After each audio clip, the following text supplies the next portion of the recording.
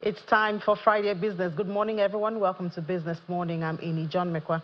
As usual, we start from the global space. Oil prices rose in Asian trade on Friday and were set for their second consecutive weekly gains after fresh U.S. sanctions on Iran and a new OPEC Plus plan for 7 members to cut outputs raised bets on tightening supply. Look at the numbers for this morning. It's 42 cents that we see added on Brent. That brings it to $72.40 a barrel. Remember about this time after the peace or seeming peace talks between Russia and Ukraine mediated by the United States, we saw that the prices did taper, but with some other tensions and those sanctions that may disrupt the supply from Iran into the global space.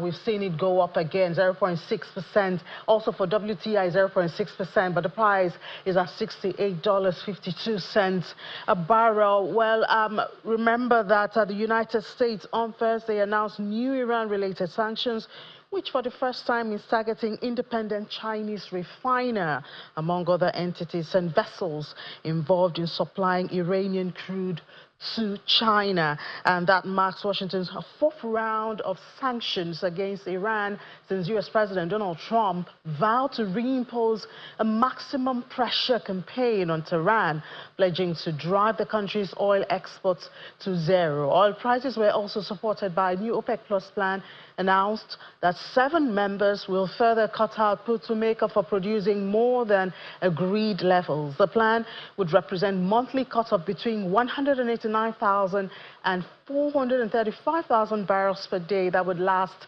until June next year.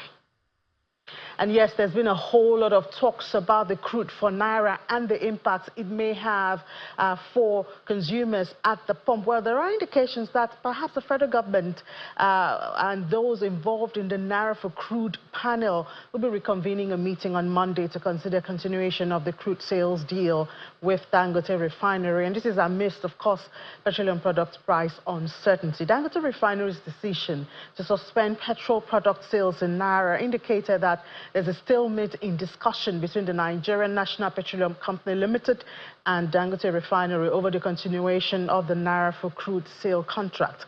It was confirmed that NNPCL faced a crude availability crisis following the fact that the state-owned firm had pre-sold large volumes to foreign creditors under its crude-backed loans. Away from the oil space, the Ministry of Finance incorporated Murphy, the real estate investment fund. They have that. They've raised 100 billion naira from private investors in its fully subscribed Series 2 issuance, a key step in bridging Nigeria's housing finance gap. In a statement, they say that this forms part of its 250 billion naira pilot fundraising. And the executive director, Sani Yakubu, confirms strong institutional investor participation, signaling confidence in the fund structure and potential. The fund aims to provide housing loans at 12% interest rate, offering more affordable financing options than what we have in the open market. A bit of corporate now. First Holdco PLC has successfully completed its 150 billion naira rights issue, attracting an oversubscription of 25%. That brings total subscription to 187.6 billion naira. The company now plans a private placement to raise an additional 350 billion naira. The group notes that the capital will strengthen First Holdco's market position and support First Bank's growth. Meanwhile, the chairman of First Holdco, Mr. Femi Otedola, commends shareholders and regulators for their role in the successful offering. And the Bank of Industry has launched a special intervention program project guaranteeing loans for women. It's called GLOW, and it's valued at 10 billion naira to support female entrepreneurs across the country. And the initiative aims to address persistent financial inclusion gap faced by women in the country, providing them with the necessary capital to scale their businesses and contribute to economic development. According to the bank's managing director, Dr. Olashikbo Olushi, Nigeria leads the world in women's entrepreneurial activity, with 23 million female entrepreneurs accounting for 41% of the country's micro businesses. However, access to finance, we know, is no longer news, has remained a barrier for many of the women. And talking about funding for businesses, it's supposed to be a major responsibility of microfinance banks in 3 years after their recapitalization. How impactful are microfinance banks in Nigeria, especially in the real sector? We'll capture that in this report.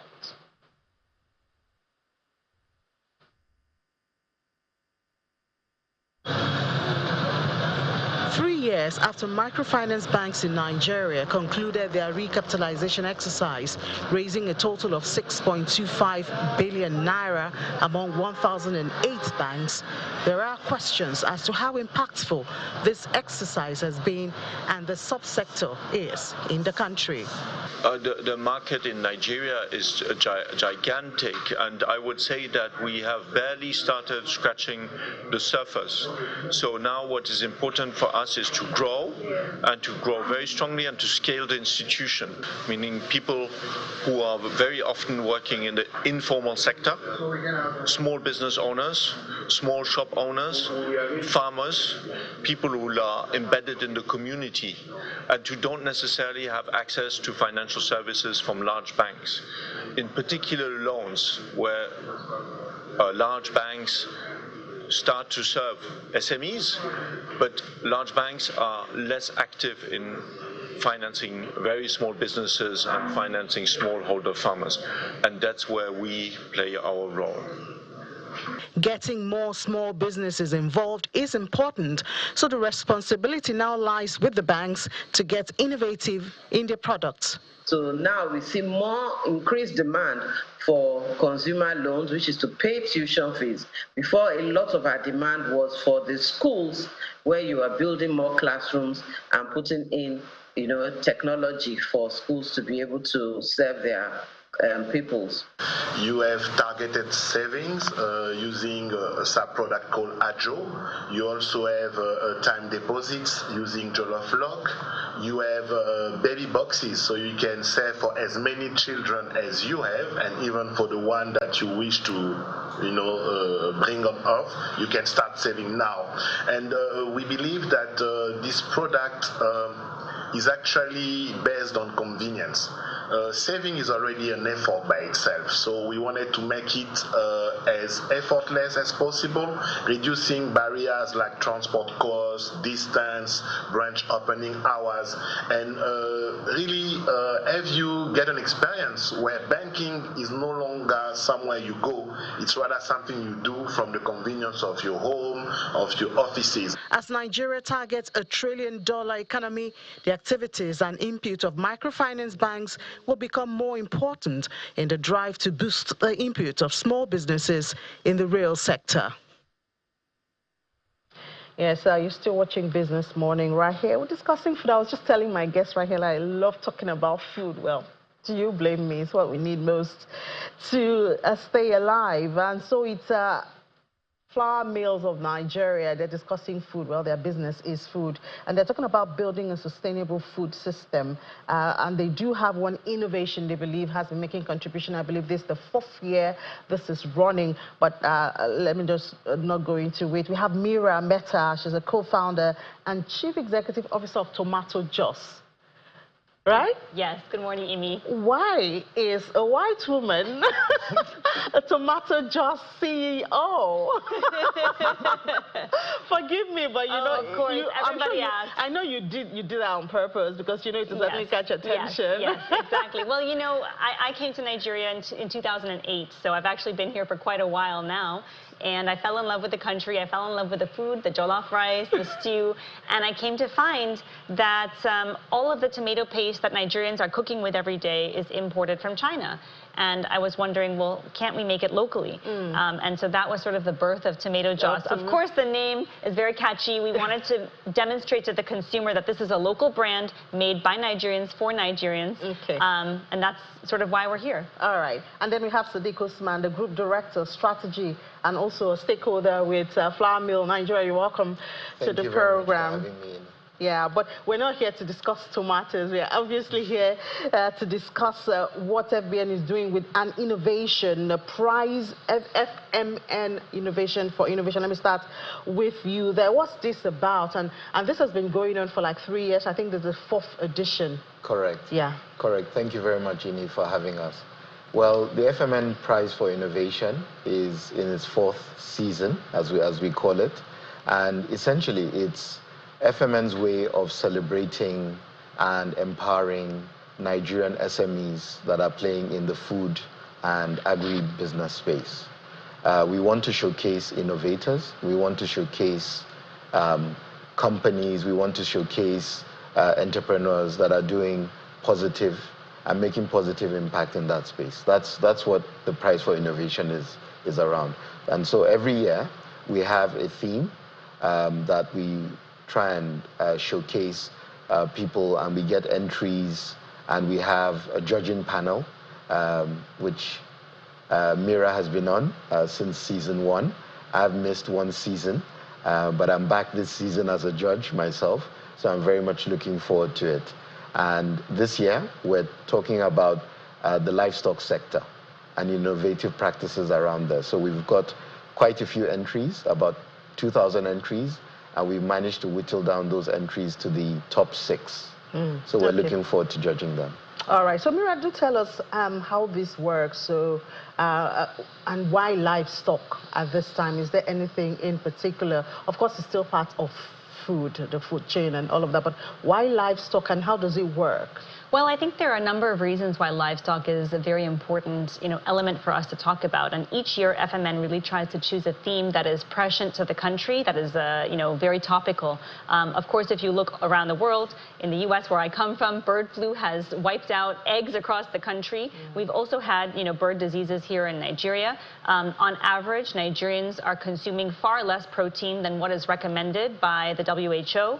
And so I think, as we look at how are we going to feed 200 million, working towards 300 million people, how do we make sure that they're getting high nutrition, high energy, high protein, in addition to just making their tummies full with, swallow or bread or whatever else is on the table? So I think that really talking about protein, talking about livestock, making sure that we're able to get these things, make these things locally, removing ourselves from import dependency is very, very crucial in this part of the food chain. So to me, that's part of the reason why it's strategic. I like the part about getting them locally. I think that's what we're missing in Nigeria. So anything that drives domestic supply and production is really important. But how does it work? So people apply, go online, how does it work really? It's a great question. So there is an application process. In season 1, 700 applicants applied and 5 finalists were selected. How do they apply? So, Sadiq, let me turn it over to you, because I think it's an online application. Online application. Usually we call for entries on the earlier part of the year. And that's through the FMN December, website. January, FMN website, our social media handles, and we call for entries all around the country. You must be Nigerian to apply. I think that's the only requirement. So Mira is out of it. Out of it. She's as Nigerian as they come these days. All right. We love you. Thank you. Thank She's you. as Nigerian as they come. So we apply, and then based on the criteria that we set up and we advise well in advance, we have a pre-selection that takes place. And we then do interviews and other assessment, and then we whittle down this to a top 6 or top 5. Which is where we are at this Correct. time. So over the years, being a judge on this, what do you look out for? What's outstanding about the contestants? For instance, the 6 that you have chosen for this final. What stands out? I think we have about 5 or 6 key criteria that we try and look out for. One is this a big idea? Is this a big idea? Is this something that is innovative, right? What is the adaptability of that idea to the Nigerian context? Because we're actually seeing some amazing entries that are solving global issues or issues in some other countries, but we also want to solve for the Nigerian context. How scalable is that idea? Is it, what are they going to use the proceeds of the winning or the grant that we're going to give them and support? what's the quality of their team or their support network that they have. I think those are the entries, things we look out for, Mira. Yeah, I think so. I mean, looking at traction, you know, are you already operating? Is this an idea, or have you actually started to do this thing as either a full-time job or sometimes even as a side hustle, right? Are you really committed to doing this? Do you have the traction? Is it a big idea, like you said? And I think, you know, what is your innovation process? Is this innovative? Is this going to solve a big problem for Nigerian, you know, consumers and eaters of food? I think those are really the things. So, Sadiq, you kind of hit it on the head. Thank you. So when you look at the 3 editions you have had so far, what would you say is most outstanding? Perhaps one idea that has, you know, you've seen it grown big and has really made impact. Because at the end of the day, you want it to go beyond the prize and the celebration to really making impact and contributing to the food production of the country. I think that will go for both of you. Yeah. I can start off if you want. So, you know, one of the things I really love about the FMN Prize for Innovation, Imi, is that all the finalists usually, you know, are so passionate about what they do, and they all have really great ideas. And of course, we can't support every one of them. I've been on the side of the table where I'm pitching to judges, and I know how difficult it is. And I think one of the things I really appreciate about the FMN Prize for Innovation is that we give feedback to all the contestants. And we've had contestants that didn't make the top 3 that are actually continuing to grow. So one example I always like to use is El Gazelle. She makes very innovative kilishi products out of chicken, out of pork, out of goat, out of all these inventive foods, beautiful flavor. She wasn't a top winner. She wasn't even a top 3, but she took that initiative and took the feedback to continue to grow. On the other side of the table, we have people like Farmer Samson, who was so great in season 1 that we changed the rules. We said it was supposed to be a winner take all, but we said this guy has to leave here with something. We want to encourage him to continue. And we forced FMN to change the rules and award a first runner-up prize so that we could continue to encourage him. And watch that space. I won't say anything more, but he's doing really well. And we might get to hear from him very soon in the Prize for Innovation. That's correct. Nice. I would just say one more thing, if I can, that, you know, it's not just Southerners. It's really people from all over Nigeria. I'm from the U.S., but I live in Kaduna.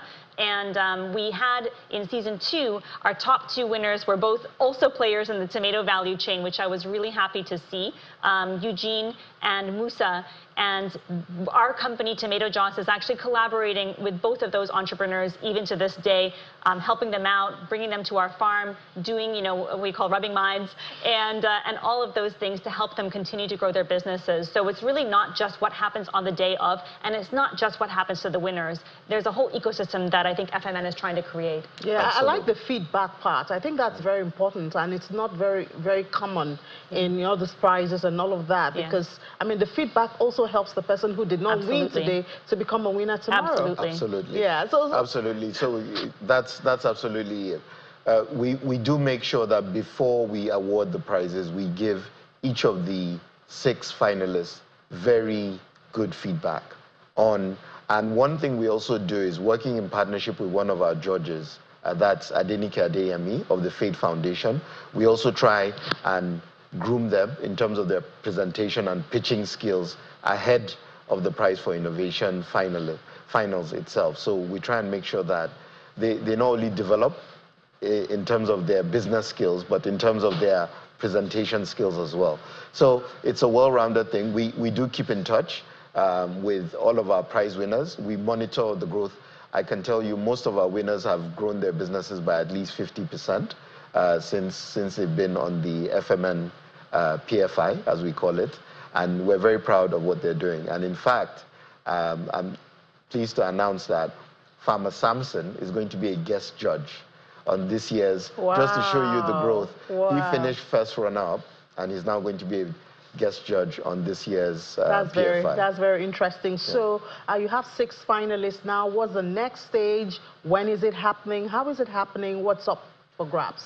Well, next week, watch this space. Close. Yes. It'll be coming to your screens next week. Next week, we're looking forward to it. Yes. All right. So, I mean, other than this now, okay, I'm just a bit of curiosity now. So you're doing livestock this year, last year, and all of that. How do you segment it? Well, we do take different themes. We've looked at various things. We've looked at innovative practices in crop farming. We've looked at tech-enabled, tech-based solutions in agriculture. We've looked at, we need to look at pests and diseases as well. Maybe that'll be next year. Yes. Talking about bird flu. You know, innovative practices. So we've looked at different aspects of crop production, and now we're looking at livestock production. We received quite a lot of tech-enabled entries, which are very exciting. So we're very much looking forward to reviewing those as well. Yeah, tech is it now, everywhere. Final words from you, Mira? Well, I just want to wish this year's finalists good luck, all of them. You know, we've been reviewing their pitches. I'm very excited to get in there and start asking questions. I hope everybody will tune in. It's a great group. I think there's going to be a lot of fun to be had and hopefully some learnings as well. So I'm very excited for next week, and I hope everybody else is as well. Yeah, I can feel your energy, so I'm excited. Final words from you. Well, for me, I'm FMN, Flour Mills of Nigeria. FMN, as we call ourselves, has been around for 65 years now this year. It started at the dawn of Nigeria's independence. It's actually 2 days older than Nigeria. So we're very proud of our impact in Nigeria. We're very proud of the work that we do and we continue to do in terms of feeding and enriching people's lives. And the PFI, or the Prize for Innovation, is just one of the ways in which we're trying to enrich people's lives and have impact. So I'm very proud of the work that we do at FMN. Well, I guess I should say congratulations, FMN, and to both of you. Thank you. For all of this. Looking forward to the winner. Definitely. I know you're going to blast it all over. I can expect that. Well, thank you so much, Mira Mehta, co-founder and chief executive officer of Tomato Juice, as well as Sadiq Usman, group director, strategy and stakeholder with FMN. Thank you so much. Wish you the best. Thank you, Amy. As you conclude the Innovation Prize. Bye-bye. All right, now let's take a break, or rather, let's tell you that despite contributing about $200 billion annually to Nigeria's GDP, family-owned businesses, well, FMN is one of those, in the country, they've historically struggled to survive beyond their first generation, with research by Nigerian Stock Exchange showing that at least 70% of such businesses crash out of business after the death of the founding fathers. This was at the at a gathering of industry experts in a bid to diagnose peculiar challenges that militate against the growth and longevity of family businesses. Director of the Family Business Initiative at Lagos Business School, Dr. Okenwuke, was speaking ahead of the second edition of its Family Business Conference, an event that unpacks how peculiar issues, succession, family governance, as well as other dynamics that impact the growth and sustainability of family-owned enterprises. Now, there are major challenges that family businesses face, not just in our own environment, even though it's a bit more raised in our environment, the family dynamics issues and all of that. That made it such a sad story that under 30% of family businesses tend to be able to live beyond their founders in the first generation. By the time we come to second, third, fourth generation, we're literally seeing a whole routing of existing family businesses. So we start, stop, and that has been a major challenge. So what are we doing in Lagos Business School at the Family Business Initiative? We found out that most of the key issues that affect family businesses tend to be kept under the table. We don't talk about them, we don't get people to talk in the family, to discuss. And we believe that by convening this, the conference which you started with, that we normally bring family businesses together, leaders of family businesses, members of the family, successors or potential successors, and they talk together and they listen to themselves, even to examples from other people who have been through the challenges that some of them face today. The fact is that we believe that if you do things differently, the outcome will be different also. We believe that it would be easier and more beneficial to keep a business that has been set up running than going back to start and out. So whatever sacrifice, whatever effort that required to be invested to make that happen, our job at Lagos Business School Family Business Initiative is to work with owners and members of the family business ecosystem to make sure that these difficult discussions, as you find that many people don't discuss some of the issues we're talking about with their families. Succession is a key issue that needs to be discussed. It's your business morning here on Channels Television. Now we're going across the ocean, going to Afro-Caribbean Investment Summit. That's coming on, and we want to know more about that. Organized by Aquarian Consults Limited. We have 3 of their representatives in our Abuja studio. We have the Project Development Manager of Aquarian Consult, Ceremon Ubwa. Just say hello so we know who's speaking. Sarah Boom. Hi. Yeah. Hello. Good. Thank you so much for coming, Sarah Moon. And then we also have Thank you for having me. Linda Ojo. Linda Ojo is the Summit Coordinator, Aquarian Consult. Hi, Linda. Hi. Yes. And then we have Ambassador Rosalind Hazel from St. Kitts and Nevis Summit Coordinator. Hi, Ambassador.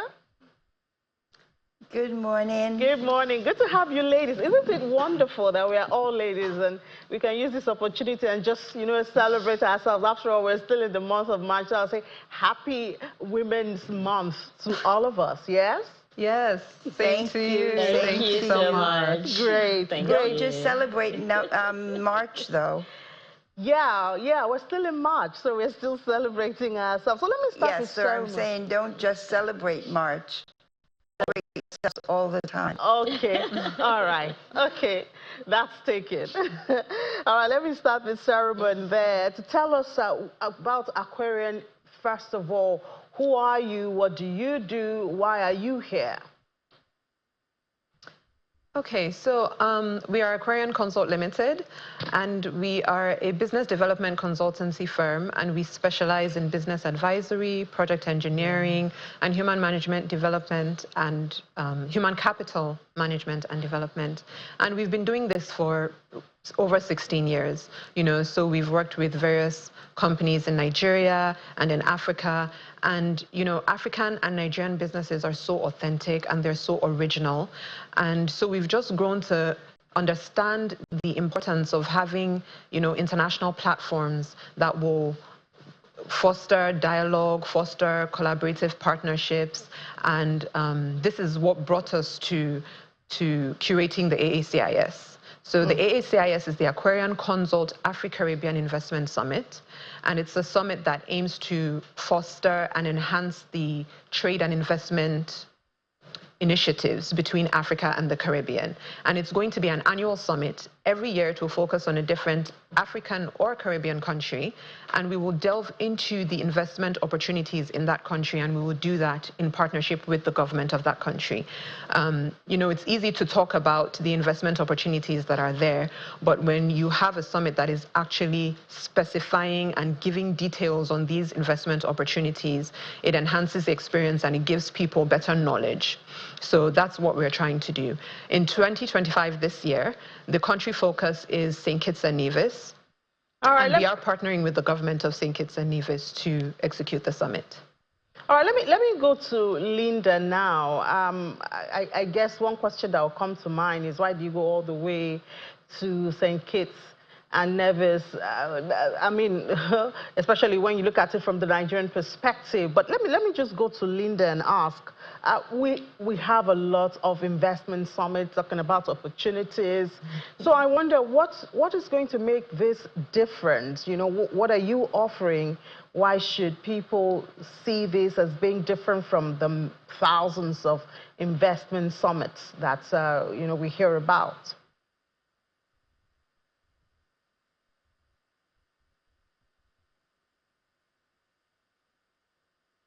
Sorry, you went quiet for a moment, so I didn't get the question. Okay, can you hear me now, Linda? Yes, I can. Okay, so I'm asking what stands out, you know, with this summit that you're organizing. Okay, so like Ceremon said, this year we're focusing on St. Kitts and Nevis, and in the studio here with us is the ambassador from St. Kitts and Nevis. So yes, I would speak a bit about that, and then she'll take up from there. One of the major reasons why we chose St. Kitts and Nevis is because they have a stable economy. Now, they have an exchange rate of $1 USD to 2.7 ECD of their own currency. St. Kitts and Nevis is popularly known for its citizenship by investment, and it's also known for its tourism and its eco-friendly environment. So, Ambassador, I believe at this point you would like to add a few more points for us. Okay, thank you, Linda. I think St. Kitts and Nevis is uniquely positioned to be the first country. As was said earlier, this is intended to be an annual activity, and therefore you start somewhere. St. Kitts and Nevis, as Linda has said, is very much a very stable community. We are small, but in the Caribbean we have a thing that says you're little but you're Talawa, meaning you're little but you're strong, you're tough, you're all of that. We have a 98% literacy rate, and we have a very strong tourism product that we attract people from all over the world. Why Nigeria, a company in Nigeria, or why Nigeria, is that there has been quite a lot of conversations about bridging the gap between Africa and the Caribbean. There's been activities in various places. Last year there was a summit, annual meeting in the Bahamas. We in St. Kitts and Nevis also had a summit where Aquarium Consult was represented, and you had people from all over the world because they were invited by the Prime Minister to come, listen, see. I used to be the CEO of the Investment Promotion Agency, and one of my tagline was a place to visit, a place to live, a place to invest, a place to play. And so we had over 100 persons last year in St. Kitts, and we thought that this was a good idea to partner with Aquarium Consult and try to bring more of a bridge. My Prime Minister will be here for the summit. He's one of the keynote speakers at the opening ceremony. He's never had an opportunity to visit anywhere in Africa, and he is over the moon about coming to Nigeria as his first place in Africa that he is visiting, because he is a medical doctor, and before he became Prime Minister, he was also, he's an internist. And we have a medical school, well, we have several, but we have one in particular where we have several African countries represented as it relates to their students. But the most students come from Nigeria. So he's interfaced with Nigerian kids. He's had an opportunity to train them, and he's interfaced with some of their parents. So he already has an interest in Nigeria. So this is just, for us, the next step forward in helping to bridge that gap and learn a lot more about each other. All right, but Ambassador, as I'm sure you know by now, Nigerians are travelers. They love to visit different countries. But one discouraging factor could be the ease of the paperwork. How soft or how easy is it for Nigerians? Because you're inviting Nigerians at this time. What's the plan to ease the travel route for Nigerians to your country? Well, first of all, Nigerians do not need a visa to visit St. Kitts. We put that in place back in 2014 in order to ease, as you would say, the opportunity for parents to come to St. Kitts where their children were being trained as medical doctors. So we would see parents come when their kids move into the what they call the white coat ceremony.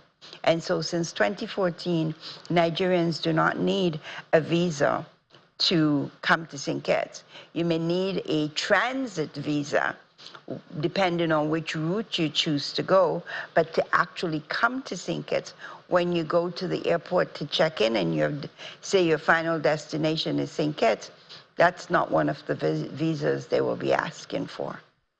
All right, interesting. Thank you so much, Ambassador. Let me go back to Ceremony now and ask, who are the speakers? What benefits do participants stand to get from attending or participating in this summit? Okay, so we have an agenda with, packed with great speakers. We have notable private sector individuals, we have government officials, heads of federal government agencies. Like the ambassador mentioned, the Prime Minister of St. Kitts and Nevis, Dr. Terence Drew, will be here in person, and he's coming along with a delegation as well. We have the former president of Mauritius, Her Excellency Dr. Amina Gurib Fakim, who will also be here and will be speaking. We also have the president of Afrexim Bank, Professor Benedict Orama, as well. So we have a packed agenda of great speakers from the private sector and the public sector, just to come together, want to bring together business leaders, industry experts, policymakers, government officials into the room to have these conversations and see how we can further enhance trade and investment between both regions. And yes, so Linda, do you want to say a bit more about the participants or the benefits? Okay, so for the participants, we're not limiting it to who would want to attend the summit. We encourage young people, business owners. We encourage people who are into agric, real estate, finance, technology. We want them to come and have this opportunity, because this opportunity is one that you wouldn't get all the time. So to make this easy, and we also want to say thank you to Channels for having us here, we decided that we would give, let's call it like free codes to a few people, discounted codes to people who would love to come for the summit. But we would just encourage them to please send a WhatsApp, just send AACIS Channels to this WhatsApp number, 0909 966 6613. I'll take that again, 0809 966 6613. Linda, could you say it again? Because I think, social media hello, handles. Linda, you said 080 and then you said 090. So could you say it maybe like 2 times the correct one, so interested people can take it down? Okay, my apologies on that. It's 0809 966 6613. I'll take it again, 0809 966 6613. Did I get it right? All right. So anybody can participate. There are no requirements. You just get yourself to the venue after sending this message to this number, and then you are qualified to be a part of the investment summit. You have to actually register on our website. Okay, you register on our website is www.aquarianconsult.com/AACIS. So that's where you register to attend the summit. Okay, and then after that, you just get yourself to St. Kitts, and then you can attend the event. When is it? Where is it in St. Kitts?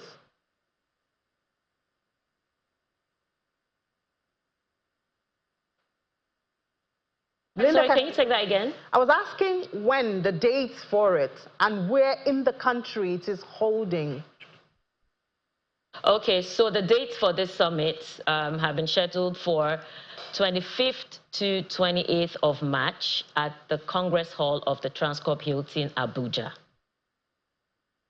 All right. So in conclusion now, I would like to ask the ambassador. Ambassador, I know that when things like this happen, it's not just about the direct benefits. You expect that your country would have some, other benefits down the value chain. What are some of those expectations that your country has participating in this?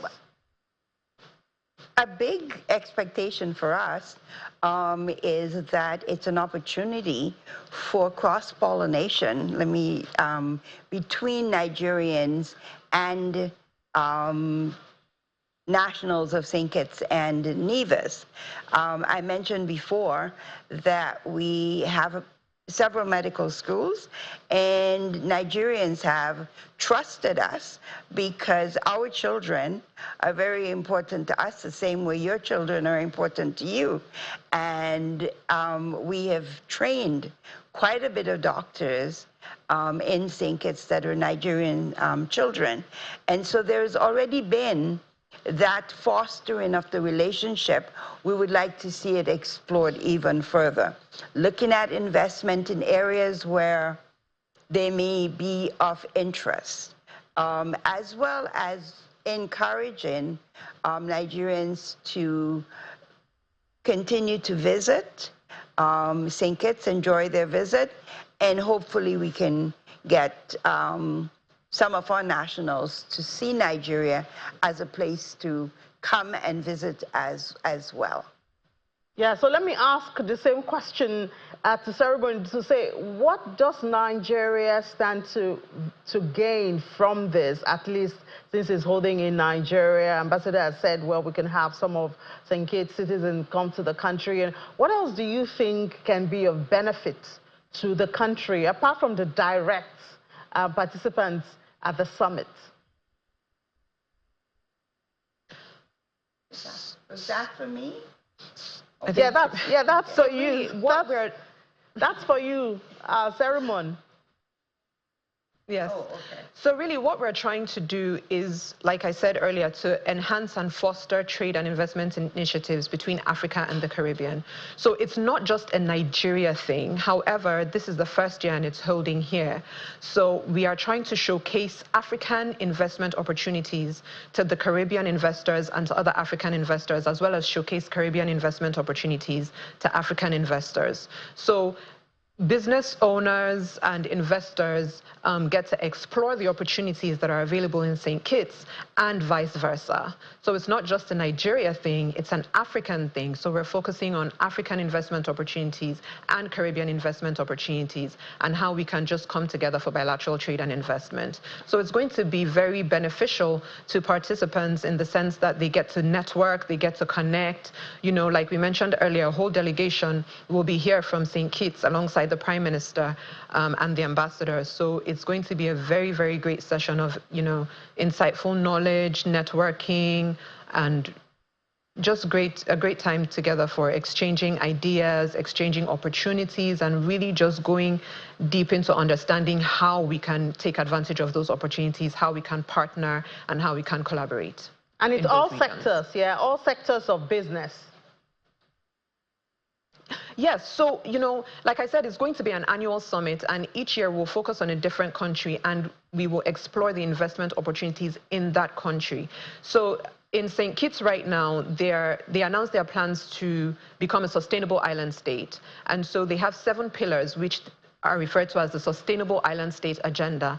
And those pillars include food security, COVID-19 recovery, social protection, economic diversification, creative economy, among others. So these are some of the sectors that, the delegation from St. Kitts will be focusing on, because the country is currently prioritizing, foreign direct investment to be able to achieve their plans of becoming a sustainable island state. And so these are some of the sectors that they will be focusing on.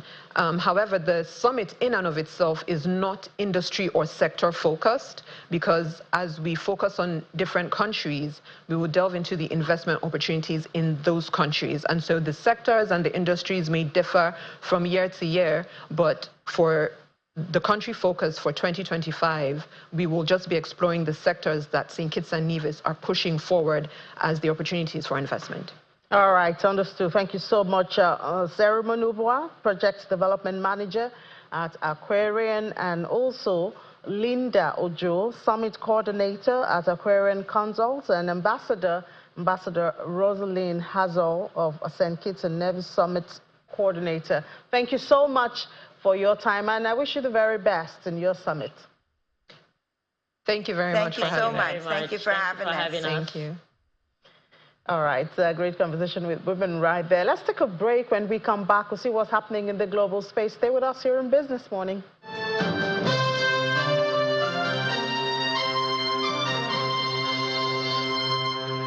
Welcome back. Still Business Morning on Channels Television. Global news now, not so good, coming from London, as the Heathrow Airport will close all day today, Friday, after nearby fire caused a major power outage, throwing one of the world's busiest airports and travel plans of hundreds of thousands of people into chaos.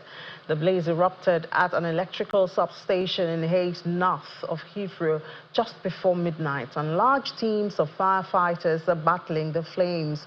The cause of the fire is not known at this time, according to the fire service. Still in the UK Chancellor of the Exchequer, Rachel Reeves, is set to significantly overshoot her borrowing forecast for the current fiscal year, highlighting the fragile state of the public finances ahead of a key economic statement that's due next week. The budget deficit in the first 11 months climbed to £132.2 billion. That's about $171 billion. And that's £20.4 billion more than the Office for Budget Responsibility had predicted in October. Borrowing in February alone was £10.7 billion, and obviously above the expectation of economists. Well, we'll leave the UK and go to the US. Trump administration's radical overhaul of the federal government and economic policy is bleeding into corporate numbers. That is what is being reported. Nike, for instance, reported earnings and cautioned that it expects sales in its current quarter to plunge because of tariffs and sliding consumer sentiment. Accenture also said that its numbers have been hit by a reduction in contracts with the United States government as the latter reins in spending. Well, those are warnings of economic damage that countries could suffer. That to be on a wider scale when United States President Donald Trump reciprocal tariffs come into effect. That's supposed to start from April 2nd, as he has warned. Across the Atlantic, the European Union is trying to insulate its economy from such blows, postponing its tariffs on the U.S. as it hopes to negotiate a new deal with President Trump. And still in the U.S., Elon Musk wraps up his second month in the White House. Tesla owners are trading in their electric vehicles at record levels. This is according to a national car shopping site, Edmunds. And they say the data from Edmunds published on Thursday said that March represented the highest ever share that it had seen for Tesla tradings toward new or used cars for the dealerships selling other brands. Since heading to Washington, D.C. in January as a central figure in the second Trump administration, Musk has been slashing the federal workforce. You know, he's heading that DOGE force on government spending, and he has gained access to sensitive government computer systems and data. But prior to assuming leadership at the Department of Government Efficiency, that's DOGE, Musk has spent about $290 million last year to help propel President Donald Trump. So a lot of talks about the connection between both of them and the motivation for DOGE. Away from the United States, Japan's core inflation beat expectation and came in at 3% in February, and government data revealed is bolstering the case for further interest rate hikes. The core inflation figure, which excludes prices of fresh food, was higher than expected at 2.9%. Economists had expected it to be less than that, but lower than January's figure of 3.2%. Headline inflation rose 3.7% year-on-year in February, easing from a two-year high of 4% seen last month. It means that the headline inflation rate has remained above the Bank of Japan's 2% target for 35 straight months. Now, the core inflation is what they call it, rate, which strips out prices of both fresh food and energy is closely monitored by the Bank of Japan, and it climbed to 2.6% from 2.5% in the month before. This data comes shortly after the central bank held interest rates steady at 0.5% on Wednesday. In its statement, the BOJ said that underlying CPI inflation is expected to increase gradually and be generally consistent with a target of 2%. The BOJ said core inflation is likely to increase over its 2025 fiscal year, and that's because of high prices and easing of government measures to push down inflation. Exchange rate developments are also more likely to affect prices, and the BOJ says that there remain high uncertainties surrounding Japan's economic activity and prices, including the evolving situation regarding, of course, the trade, tariff, and other policies in other jurisdictions. In China, the recent rebound in China's government bonds yield is not a sign of reflation. Economists are warning, as persisting deflationary pressure is expected to keep borrowing costs low. An intensified sell-off in China's government bonds have sent yields rising in recent weeks as the People's Bank of China drained liquidity from the money market to stabilize its currency, and the sudden rise of DeepSeek that has prompted funds to rotate into stocks. The benchmark 10-year yield has gained over 30 basis points from its historic lows in January to hit the psychological level of 2% this week, levels not seen since December. Well, the market's optimism, it says, ahead of reality.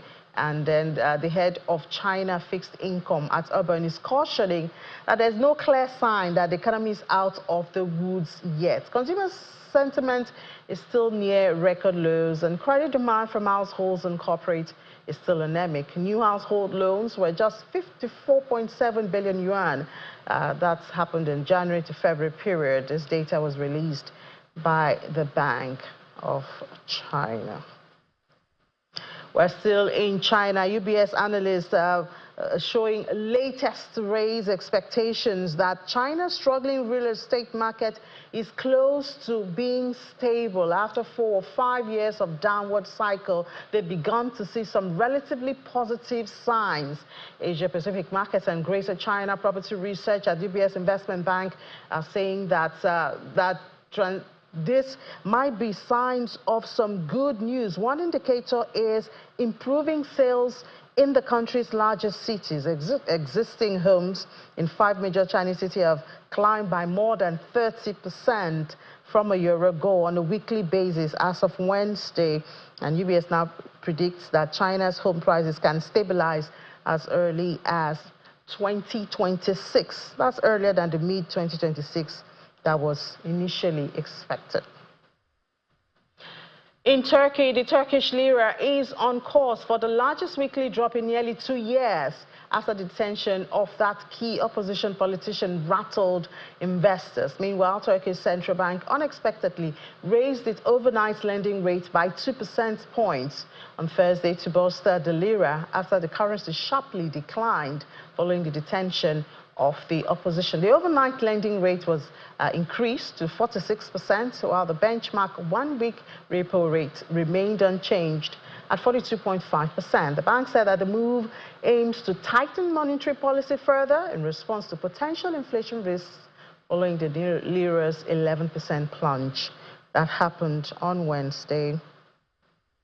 Ethiopia is still on with its banking reforms. They've granted their first investment banking licenses to 2 local firms in the nation's latest effort to liberalize tightly controlled economy. The Ethiopian Capital Market Authority awarded permit to CBE Capital and Wigagen Capital Investment. The first is a subsidiary of the nation's biggest commercial lender, while the second is a unit of sole-listed company in that country.